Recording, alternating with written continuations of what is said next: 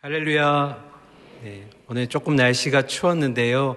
오늘 하루 각자의 사명의 자리에서 정말 노고 많으셨습니다. 특별히 지난주에 담임 목사님 선포하셨던 말씀을 기억하면서 우리 좌우에 계신 성도님들과 이렇게 축복하도록 하겠습니다.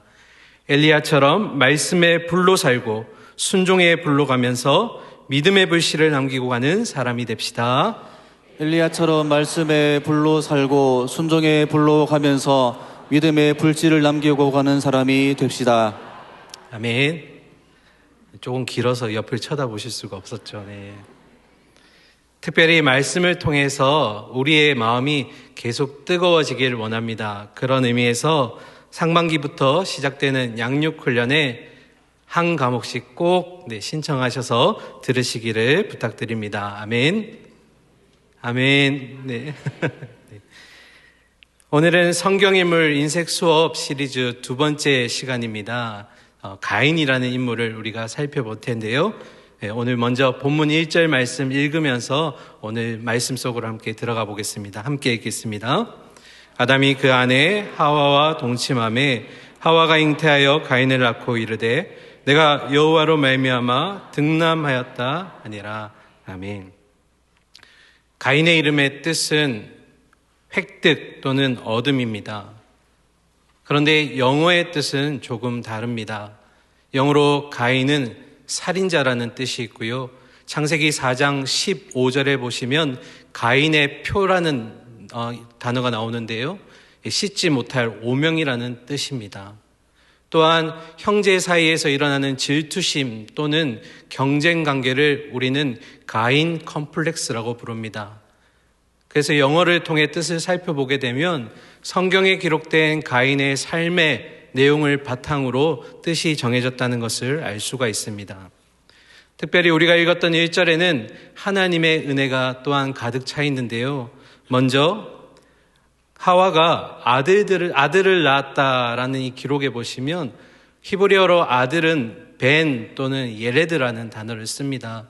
그런데 본문 1절에서는 아들이라는 이 두 단어 대신 이시라는 주로 사람이라는 뜻의 단어를 여기에 쓰게 됩니다. 창세기 3장 20절에 모든 산자, 모든 이시의 어미가 된다는 하와의 그 이름 뜻대로 하나님께서 가인을 통해서 계속해서 출산하게 됨을 보여주고 있는 것입니다. 또 한 가지는 여호와로 말미암아 아들을 낳았다고 되어 있는데요. 하나님께서 생육하고 번성하라는 말씀을 주신 후에 첫사람 아담이 죄를 범하였지만 그럼에도 불구하고 하나님의 은혜로 계속해서 하와가 자녀를 출산함으로써 양육하고 번성하라는 이 말씀이 성취가 되고 있는 것을 우리는 알 수 있습니다. 그리고 이어서 본문 2절에 보시면 가인의 동생 아벨이 등장합니다. 아벨의 이름의 뜻은 허탄함, 허무함, 덧없음입니다. 아벨의 이름의 뜻은 허무함, 허탄한, 덧없음입니다. 여러분, 한 사람의 인생을 함축적으로 표현하는 것이 이름이며 그 사람의 존재를 규정하는 것 또한 이름입니다. 특별히 아담은 하나님으로부터 특별한 사명을 부여받아서 모든 피조물들을 이름을 짓는 그 사명을 하게 됩니다. 그런데 참 이상하게도 자신의 아들에게는 이런 허탄한 허무함, 덧없음이라는 이름을 지어주게 됩니다. 그렇다면 둘째 아들의 이름을 이렇게 짓게 된 이유는 무엇일까요? 첫째 아들 가인은 하나님의 은혜를 통해서 태어났다고 말씀드렸습니다. 하지만 그의 부모 안에 있었던 죄성 또한 가인이 그대로 이어받게 됩니다. 죄로 인해 죽을 수밖에 없는 허무하고 덧없는 인생이 함께 포함되어 있었던 것입니다. 아담과 하와에게 분명 가인은 너무나 소중하고 사랑스러운 아들이었을 겁니다. 하지만 그 가인이라는 아들을 통해서 죄로 인한 이기심도 보게 되었을 것이고 또 죄로 인한 연약함도 보게 되었을 것입니다. 둘째를 낳았을 때 아담은 이것을 기억하기 위해서 둘째 아들의 이름을 아벨로 짓게 된 것입니다. 계속해서 2절에서는 가인을 농사하는 자로, 그리고 아벨을 양을 치는 자로 우리에게 소개하고 있습니다. 이어서 3절인데요. 우리 3절 함께 읽도록 하겠습니다. 세월이 지난 후에 가인은 땅의 소산으로 제물을 삼아 여호와께 드렸고. 세월이 흘러감에 따라 아담은 자신의 아들들에게 하나님께 제사하는 법을 가르쳐 주었습니다. 여러분, 제사가 무엇일까요? 제사란 사람이 노동해서 얻은 것이 결코 자신의 노력만이 아니라 하나님의 은혜로 된 것임을 알고 감사함으로 그 소산을 올려드린다는 것을 의미합니다. 그런 의미에서 가인은 제사의 제물로 자신이 땅에서 지었던 농사 거둔 곡식을 올려드렸고, 아벨은 자신이 키우던 양떼 가운데서 첫 양새끼 그리고 그 기름을 드렸다고 기록되어 있습니다. 그런데 문제가 생깁니다. 하나님께서 아벨이 드린 제물은 받으셨는데 가인이 드린 제물은 받지 않으셨습니다.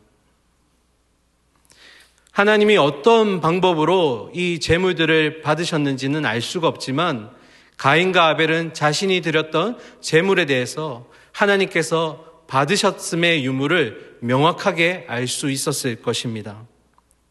혹자는 아벨은 자기가 기르던 양의 첫 새끼를 드렸고, 그러나 가인은 첫 소산물이라는 기록이 없었기 때문에 가인이 정성이 부족해서 하나님이 받지 않은 것이 아닐까라는 말을 하기도 합니다. 그러나 여러분, 제사에 바쳐진 제물에 문제가 있었던 것일까요? 본문 4절과 5절을 자세히 보시기 바랍니다. 그러면 이런 표현이 있습니다. 그냥 제물이라고 하지 않으셨고 아벨과 그의 제물, 가인과 그의 제물이라고 적혀 있습니다. 어떤 의미일까요? 하나님은 제사를 받으실 때 단순히 제물만을 보셨다는 의미가 아닙니다. 제물과 함께 제물을 드린 사람 사이에 연관성을 보셨다라는 것입니다. 그렇다면 제물을 드린 사람 사이의 연관성은 무엇일까요? 두 가지로 살펴볼 수 있는데요. 첫 번째로, 여러분, 나의 표현에 나의 마음이 담겨 있듯이 제사를 드리는 사람의 마음이 함께 담겨 있는 것이 바로 제물입니다. 다시 말씀드립니다. 우리가 마음을 표현할 때 우리 마음이 함께 동해 있는 것처럼 제사를 드릴 때 그 제물에 제사를 드리는 사람의 마음이 담겨져 있다는 것입니다. 즉, 내가 드리는 제물에는 내가 하나님을 어떻게 생각하고 그리고 하나님과 나와의 관계가 어떤지를 규정할 수 있는 아주 중요한 제물의 의미가 담겨져 있다는 것입니다. 올해도 우리 교회는 대신방으로 말씀의 축복 속에서 한 해를 시작하였습니다. 대신방 다 받으셨지요? 안 받으신 분들 꼭 받으시기 바랍니다. 교구 목사로서 대신방이나 가정신방을 하게 되면 우리 성도님들은 교구 목사가 왔다는 그 이유만으로 집안을 깨끗하게 대청소하십니다. 그리고 한 번도 써보지 않으셨던 귀한 잔과 그릇으로 대접해 주십니다. 너무나 감사한데요. 저는 지난번에 어떤 집사님 댁에 방문했는데요. 제가 생전에는 볼 수도 없었던 중세시대에 볼 수 있을 것 같은 그런 컵을 꺼내주시는 겁니다. 자녀도 한 번도 보지 못했던 그런 귀한 잔과 그릇으로 대접을 받게 되니 너무 감사했습니다. 또 신방을 하다 보면 기억에 남는 선물들이 많은데요. 아주 연로하셨던 성도님이 저에게 주셨던 손수건과 그리고 자필로 써주셨던 그 손편지가 여전히 제가 기억하고 있고 가지고 있습니다. 여러분, 하나님은 제물을 통해서 우리의 마음을 보시는 줄 믿습니다. 이것이 첫 번째 의미고요. 두 번째, 제물과 사람 사이의 연관성은 제물에는 제물을 받는 분에 대한 신뢰의 정도가 담겨 있는 것입니다. 어떤 것이 담겨 있다고요? 신뢰가 담겨 있습니다. 조금 다른 예지만 우리가 드리고 있는 예배를 예로 들어볼까요? 우리 모두가 예배에 참석한다고 해서 그 모두가 예배를 드리는 것은 아닐 것입니다. 이 예배 가운데 하나님과 우리와의 관계 속에서 내가 정말 하나님을 신뢰하고 있다면 그 예배가 하나님께 드려지는 줄 믿습니다. 또한 예배 가운데 드려지는 헌금은 어떨까요? 말로는 하나님을 정말 사랑한다고 얘기하지만 헌금의 인색한 모습, 이것을 좀 우리는 영적인 기만이라고 부르게 되는데요. 우리의 헌금 가운데 우리의 정성이 담겨 있는 줄 믿습니다. 다시 본문으로 돌아와서 하나님께서 가인이 드린 제물을 받으시지 않자 가인은 이에 몹시 화를 내었고 그의 얼굴빛까지 바뀌었다고 말하고 있습니다. 가인은 자신이 준비한 제물을 하나님께서 받지 않으셨다. 나의 제물에 문제가 없음에도 불구하고 하나님이 받아주시지 않았다는 것에 굉장히 분노하게 됩니다. 여기에서 우리가 한번 생각해 보았으면 하는 것이 있는데요. 여러분, 겸손한 사람이라면 내가 준비했던 선물을 상대방에게 주었을 때 혹여나 상대방이 거절했거나 또는 받지 않았다면 그 이유와 원인을 나에게서 찾을 것입니다. 겸손한 사람은 내 선물이 무언가 잘못되었을까? 아니면 드리는 과정 가운데 나의 행동이나 어떤 나의 태도가 문제가 있는 것은 아닐까? 내 스스로를 점검해 보게 됩니다. 하지만 교만한 사람은요, 자신의 의와 수고에 더 집착합니다. 가인은 어땠습니까? 하나님, 내가 얼마나 수고하고 얼마나 노력해서 준비한 제물인데 하나님 어떻게 거절하실 수가 있습니까? 이것이 가인의 마음입니다. 그러니까 여러분, 가인의 내면에는 어떤 것이 있습니까? 내가 준비해서 제물을 드리면 하나님은 당연히 받으셔야 한다라는 그런 마음의 내면에 그 마음 바탕이 있었다라는 겁니다. 하나님, 내 땀과 내 수고와 내 노력이 담겨있는 제물을 통해서 드리는 것인데 왜 하나님 받지 않으십니까? 하나님께서 이 제물을 받지 않으신다면 이건 나에게 문제가 있는 것이 아니라 하나님께서 문제가 있는 것입니다. 제물을 드리는, 제사를 드리는 가인이 객체인데 마치 주체처럼 보이고, 제물을 받으시고 제사를 받으시는 하나님이 주체이심에도 객체처럼 보이는 주객 전도의 모습이 지금 우리에게 보여지고 있는 것입니다. 저는 특별히 우리의 신앙의 모습 가운데도 이런 주객 전도의 모습이 보이는 것을 간혹 보곤 합니다. 내가 원하는 대로 하나님께서 해결해 주시지 않거나 또 이루어 주시지 않는 것 같으면 하나님께 실망하고 하나님을 원망하고 하나님께 문제를 원인을 두는 것입니다. 사랑하는 우리 수요예배 성도님들, 혹시나 우리의 마음 가운데 이런 가인의 이기적인 모습이 우리 가운데는 있지 않습니까? 주객 전도의 모습이 우리 가운데는 있지 않았습니까? 계속해서 6절과 7절 말씀 함께 읽겠습니다. 여호와께서 가인에게 이르시되 내가 분하여 함은 어찌미며 인색함 변화는 어찌미뇨. 내가 선을 행하면 어찌 낯을 들지 못하겠느냐. 선을 행치 아니하며 제가 문에 엎드리느니라. 제 소원은 내게 있으나 너는 죄를 다스릴지니라. 아멘. 제가 쉬운 성경 버전으로 한 번 더 이 말씀을 읽어드리겠습니다. 하나님께서 가인에게 말씀하시길, 가인아, 너는 왜 화를 내느냐? 왜 안색이 변하느냐? 내가 좋은 마음을 품고 있다면 어찌 얼굴을 들지 못하겠느냐? 내가 좋은 마음을 품지 않으면 죄가 너를 지배하려 할 것이다. 죄는 너를 다스리고 싶어 하지만 가인아, 너는 죄를 다스려야 한다. 하나님은 가인이 만일 선한 마음으로 제물을 드렸다면 혹시나 하나님께서 이 제물과 제사를 거절하셨을지라도 이렇게 반응하지는 않았을 거라고 지금 말씀하시는 겁니다. 사랑하는 성도님들, 죄에 넘어지지 않으려면 마음의 중심 잘 지키셔야 됩니다. 마음을 잘 다스려야 합니다. 마음을 다스리려면 어떻게 해야 될까요? 하나님 앞에서 나 자신의 동기와 마음의 그 상태를 계속해서 살피시기를 부탁드립니다. 이 부분에서 우리가 잊지 말아야 될 아주 중요한 내용을 지금 다루고자 합니다. 여러분, 하나님께서 가인과 가인의 제물을 받지 않으셨다는 것이 결코 가인을 받지 않고 가인을 버리셨다라는 의미는 아니라는 겁니다. 다시 말씀드립니다. 가인과 가인이 드린 제물을 받지 않으셨다는 것이 하나님께서 가인을 버리셨다라는 의미는 전혀 아니라는 것입니다. 오히려 가인으로 하여금 가인 스스로의 마음의 상태와 그리고 가인이 생각하는 하나님에 대해 어떻게 생각하고 있는지를 하나님은 가인이 스스로 돌아보기를 원하셨던 것입니다. 만약에 가인이 잘못된 동기와 그리고 잘못된 마음의 그런 신뢰를 가지고 하나님께 드렸을 때 하나님이 그럼에도 아시고 그것을 받으셨다면 이런 소중한 기회는 없었을 것입니다.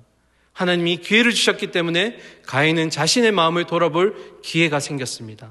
하지만 가인은 돌아보지 않았습니다. 오히려 자기 자신은 정당하고 옳다는 것을 보이기 위한 욕구로만 가득했습니다. 하나님, 내가 맞고 하나님이 틀리셨습니다. 하나님, 내가 맞고 이번엔 하나님이 틀리셨습니다. 이것을 보여주기 위해서 가인은 동생을 아벨을 죽이려 했습니다. 여러분, 가인이 왜 아벨을 죽이려고 했을까요? 첫 번째로 가인은 자신의 옳음을 증명해야 했습니다. 자신의 옳음을 확증하기를 원했습니다. 그리고 또 한 가지, 하나님의 이 부당한 이런 재물에 대한 처리에 의해서 수혜자가 된 아벨은 제거해야 된다라는 생각이 가인에게 있었습니다. 자신의 옳음을 확증하면서 동시에 하나님의 부당한 판결로 인해서 수혜자가 되어버린 자기 동생 아벨을 제거함으로써 자기의 옳음을 확증하려고 했던 가인입니다. 그리고 그는 그 무서운 일을 이제 시행하려고 합니다. 우리 8절의 말씀 함께 읽겠습니다. 가인이 그 아우 아벨에게 고하니라. 그 후 그들이 들에 있을 때에 가인이 그 아우 아벨을 쳐 죽이니라. 아멘.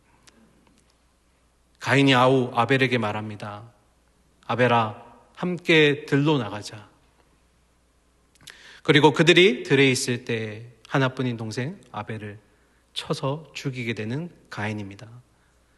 사랑하는 성도님들, 죄를 범할 때 우리는 우연히 또는 즉흥적인 행동이 먼저 일어날 때도 있다고 생각하지만 사실은 그렇지 않습니다. 죄를 범하려는 마음을 먹으면서 시작하는 것입니다. 이와 관련해서 잠언서 4장 23절은 우리에게 이렇게 말씀합니다. 화면 보면서 함께 읽겠습니다. 모든 지킬 만한 것 중에 더욱 내 마음을 지키라. 생명이 근원이 이에서 남이라. 아멘. 마음 지키시기 바랍니다. 죄를 다스리시기 바랍니다. 즉흥적인 죄는 없습니다. 그런데 더 안타까운 것은 죄를 범할 때 우리는 늘 고백하죠. 하나님이 나와 함께 하신다고 코람되어의 삶을 얘기하지만 죄를 범할 때는 마치 그 자리에 하나님이 계시지 않는 것처럼 죄를 범한다는 것입니다. 여러분, 죄를 범할 때도 하나님은 그 자리에 계십니다. 오히려 내가 죄 짓는 모습을 보시면서 더욱 아파하시는 분이 하나님이십니다. 마음을 다스리시기 바랍니다. 하나님 주신 마음으로 죄로부터 멀어지시기 바랍니다. 이어서 9절의 말씀 보겠습니다.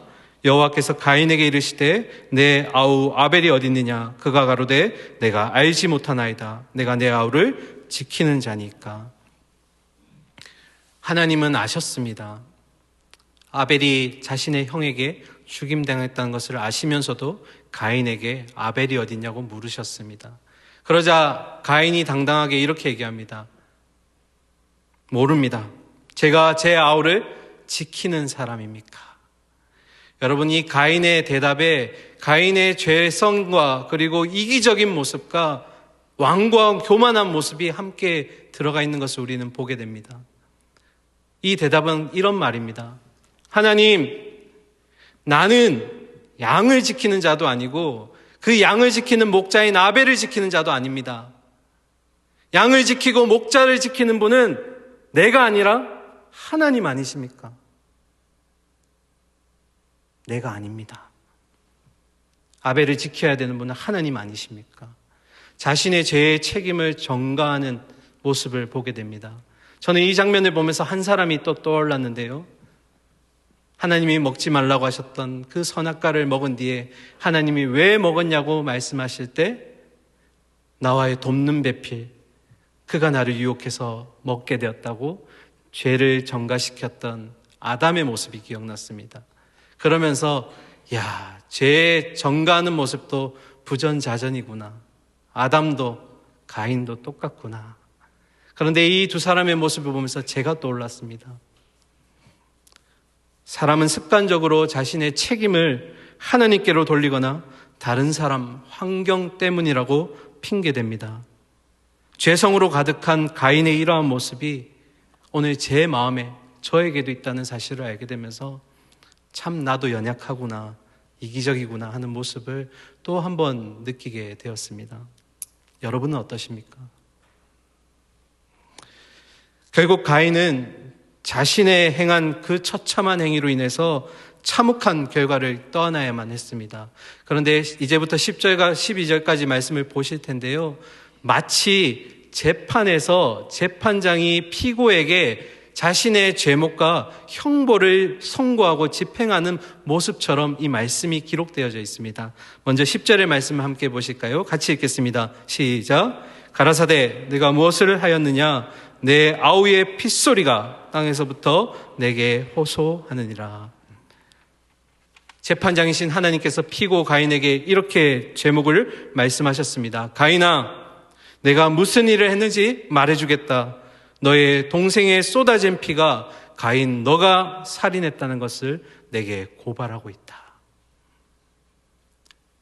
살인에 대한 죄의 형목을 떠올리게 하셨던 하나님은 이제 그 죄에 대한 형벌을 말씀하십니다. 11절과 12절인데요. 한 번 더 같이 읽겠습니다. 시작. 땅이 그 입을 벌려 내 손에서부터 내 아우의 피를 받았은즉 내가 땅에서 저주를 받으니 내가 땅이 다시는 그 효력을 내게 주지 아니할 것이요 너는 땅에서 파하며 우리하는 자가 되리라. 하나님은 가인에게 두 가지 형벌을 주셨습니다. 첫 번째로 가인이 땅으로부터 저주를 받아 그가 아무리 경작을 해도 이제는 가인에게 소산물을 주지 않을 것이라 말씀하셨습니다. 여러분, 가인의 아버지 아담이 죄를 범하였을 때 형량을 기억하십니까? 그 형벌을 한번 살펴볼까요? 창세기 3장 19절 상반절인데요. 내가 얼굴에 땀이 흘러야 식물을 먹고 필경은 흙으로 돌아가리니. 아담은 땀을 흘려서 수고해야만 자신의 소산물을 받아 먹을 수 있다라고 지금 기록하고 있습니다. 그전에는 땀을 흘리지 않아도 그 소산물을 언제든지 먹을 수 있는 행복함이 있었는데요. 죄를 범한 이후에 아담은 땀을 흘려야만 그 소산물을 먹을 수 있게 되었습니다. 그런데 이제 아들 가인은 땀을 흘려도 열심히 노력해도 땅과 소산물이 정비례하지 않는다는 것입니다. 그리고 두 번째 형벌은 가인이 이제는 이 땅에서 집이 없는 떠돌이 유랑자의 삶을 살게 된다는 것입니다. 여러분, 이 땅에 집 없이 떠돌이 생활을 한다는 건 어떤 의미냐면 이제 가인이 그 어느 누구도 신뢰하지 못한다는 겁니다. 이 땅에 있는 많은 지나치는 사람들 가운데 가인이 신뢰할 수 있는 사람도 없고 반대로 얘기해서 가인을 신뢰하는 사람도 없다는 것입니다. 그 어느 누구도 신뢰할 수 없는 삶. 나와 조금만 의견이 달라도 마음이 상하고 다투고 멀어지게 되는데 이것을 가인에게 적용해보면 사람과 사람 사이의 관계뿐만 아니라 사람과 하나님 사이에서도 동일하게 적용되고 있다는 것을 볼 수 있습니다.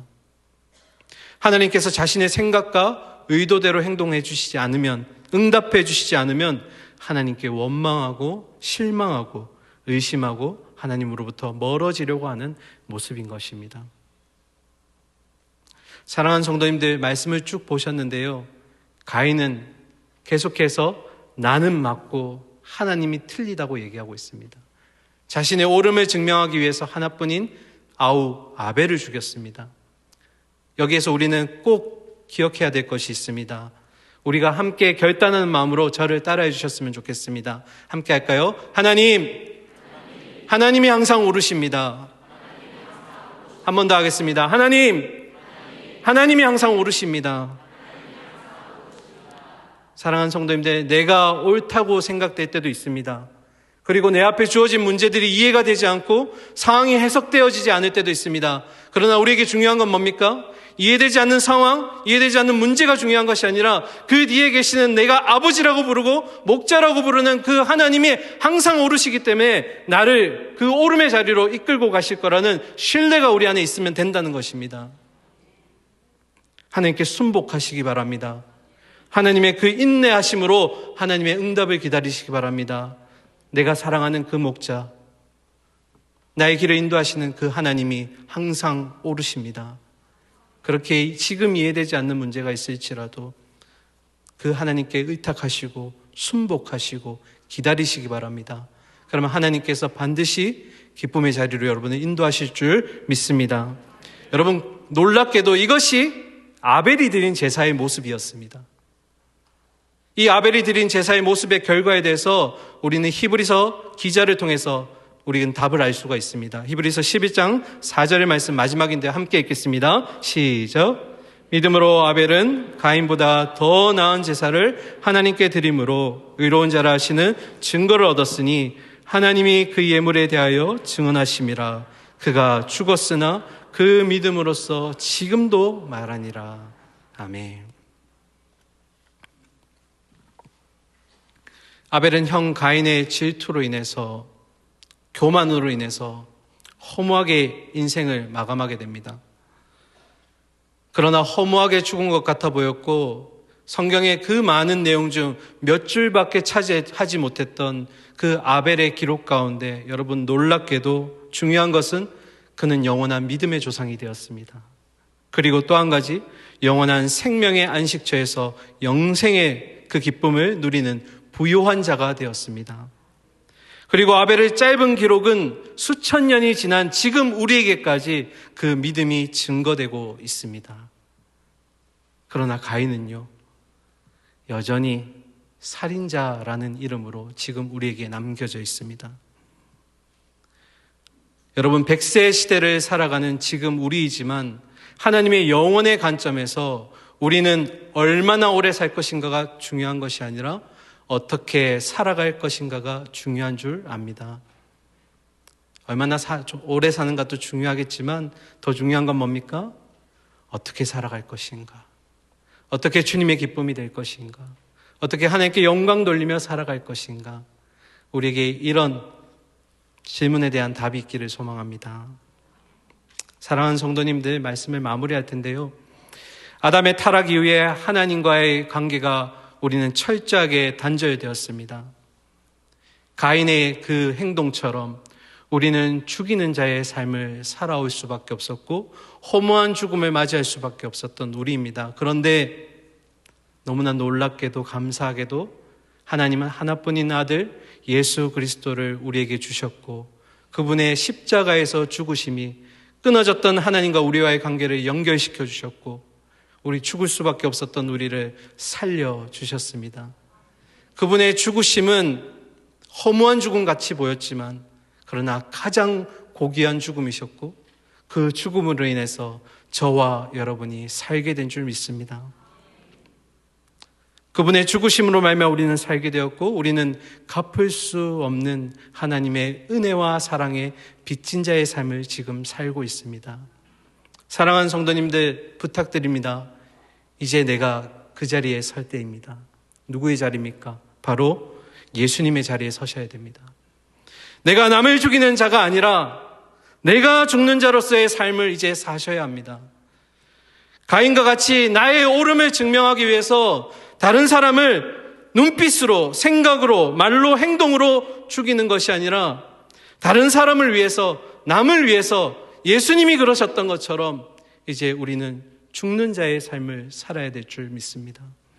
그러면 그냥 두실까요? 하나님이? 아니요. 하나님께서 죽었던 나를 살리실 줄 믿습니다.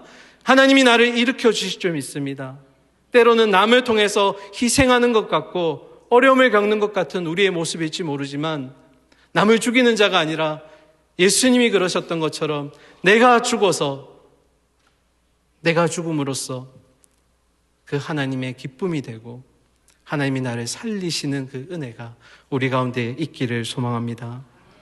내가 죽음으로써요, 나를 다시 하나님이 살려주실 것이고 이것이 하나님의 작정이시고 하나님의 계획이시라는 이 사실을 우리가 꼭 믿었으면 좋겠습니다. 마지막으로 사랑하는 성도님들, 기꺼이 죽을 수 있는 자의 삶을, 이 축복을 누리실 수 있는 저와 여러분이 되기를 간절히 소망하고 축원합니다. 이제는 더 이상 남을 죽이는 자가 아니라 내가 남을 위해서 죽는 자로서 그 은혜를 나누실 수 있기를 간절히 원하고 축복합니다. 제가 특별히 이 말씀을 준비하면서 가인에 대한 이 말씀을 준비하는 중에 참 마음이 어두웠고 힘들었는데 그럼에도 주신 찬양이 있었고요. 그 찬양으로 여러분과 함께 고백하고 기도했으면 좋겠습니다. 이해되지 않는 상황 속에서도, 납득되지 않는 문제 가운데서도 우리가 기억해야 될 것, 하나님이 옳으십니다. 하나님이 선하십니다. 우리 함께 고백했으면 좋겠습니다. 이해되지 않는 말씀 마음속 누를 때도 믿음을 드리며 이렇게 고백합니다. 이해되지 않는 말씀 마음속 누를 때도 믿음을 드리며 이렇게 고백합니다. 다시 한번 고백합니다. 이해되지 않는 말씀 마음속 누를 때도 믿음을 드리며 이렇게 고백합니다. 이해되지 않는 말씀 마음속 누를 때도 믿음을 드리며 이렇게 고백합니다. 우리 함께 고백합니다. 그래도 하나님은 선하십니다. 그래도 하나님은 선하십니다. 그래도 주님 뜻은 완전합니다. 그래도 하나님은 선하십니다. 그래도 주님 뜻은 완전합니다. 함께 고백합니다. 그래도 하나님은 선하십니다. 그래도 하나님은 선하십니다.